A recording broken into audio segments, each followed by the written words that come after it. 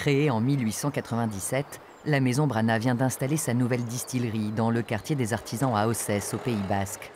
Un immense bâtiment habillé de couleurs cuivrées, en clin d'œil aux alambics utilisés. Ce matin-là, justement, il distille pour la première fois ici la nouvelle gamme de gin.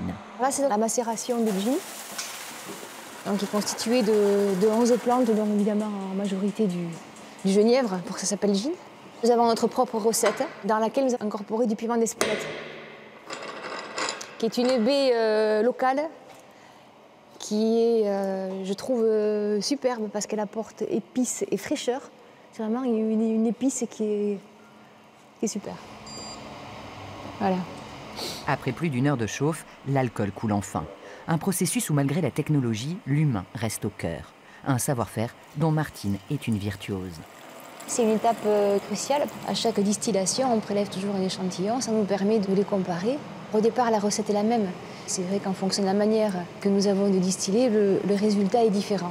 Tout a une importance, à la fois la matière première, la manière de macérer ou de fermenter pour les fruits, et puis la manière de distiller ensuite, et la manière d'élever les eaux de vie également. On est un petit peu dans un monde de parfum, quoi. Donc voilà, c'est ce qui est intéressant aussi. Retrouver dans un flacon la quintessence du fruit avec sa fraîcheur et son croquant, voilà qui explique le succès du best-seller de la maison, l'eau de vie de poire.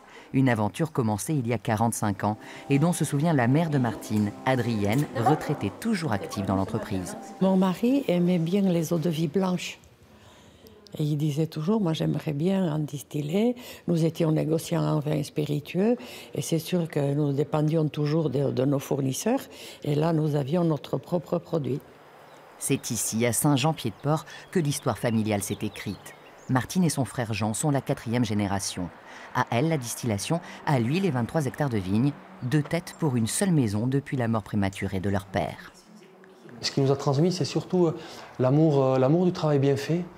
Et l'amour de notre région, du Pays Basque, de nos racines, et du respect du produit et du respect de l'autre aussi. Martine et Jean, une alchimie gagnante, les gardiens d'une tradition et d'un artisanat qui voient aujourd'hui leurs bouteilles quitter leur Pays Basque pour régaler les épicuriens aux 4 coins de la planète.